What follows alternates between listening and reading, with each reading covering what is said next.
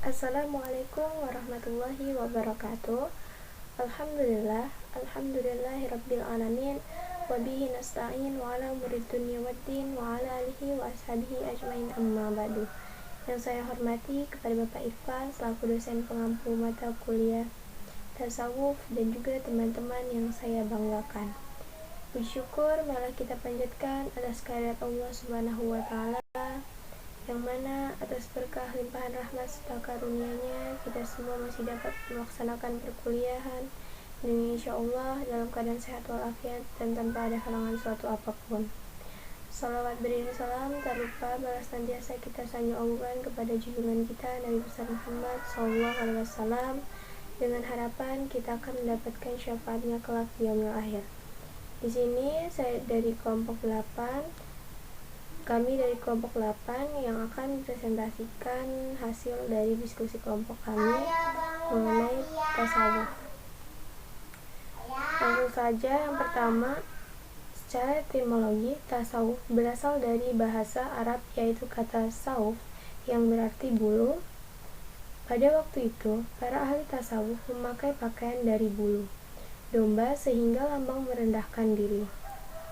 Sedangkan secara terminologi, para sufi dalam mendefinisikan tasawuf itu sendiri sesuai dengan pengalaman batin yang telah mereka rasakan masing-masing.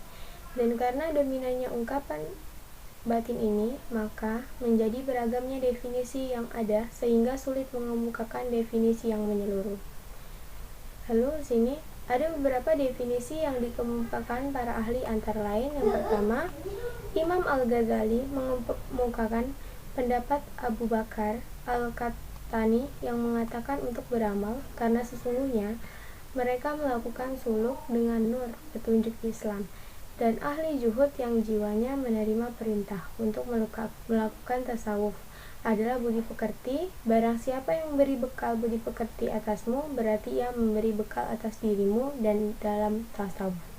Maka jiwa yang menerima perintah beberapa akhlak terpuji karena mereka telah melakukan suluk dengan nur petunjuk imannya.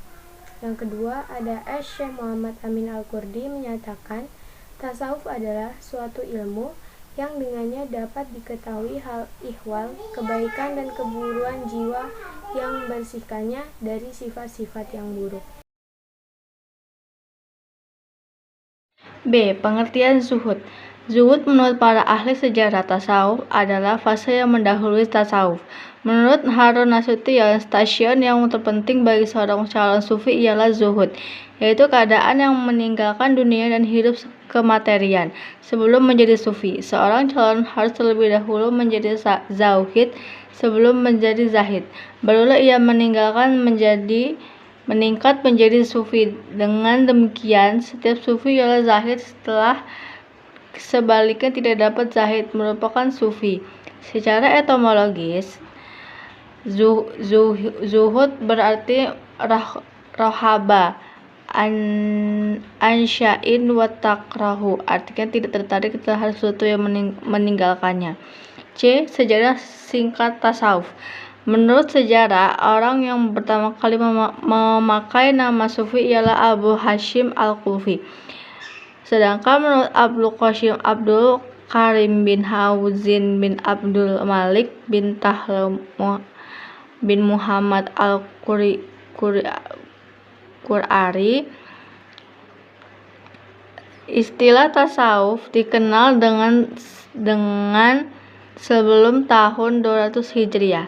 Tetapi ajaran pokok yang sebelumnya merupakan inti tasawuf yang baru muncul setelah lengkap pada abad ketiga Hijriah.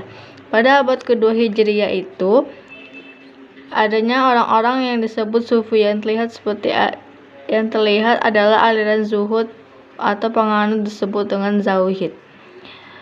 Seperti diketahui dalam sejarah, para zauhid besar dalam abad kedua Hijriah seperti Al-Hasan Al-Basri, Abdul Hashim Al-Kufi, Sufyan Al-Sawri, Faudal bin Iyad, Rabi'ah Ad-Dawiyah, dan Makrul Al-Kafri. Bagian terakhir penutup. A. Kesimpulan. Pertumbuhan tasawuf Islam dilatar belakangi oleh kegiatan mistik yang berkembangan suatu yang bersumber dari Al-Quran dan hadis. Sedangkan perkembangan tasawuf dimulai dengan masa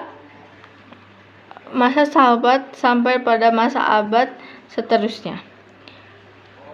Adapun tasawuf dibagi menjadi 3, yaitu tasawuf berisikan ilmu jiwa, tasawuf yang berisikan ilmu akhlak, dan tasawuf yang berisikan ilmu metafisik.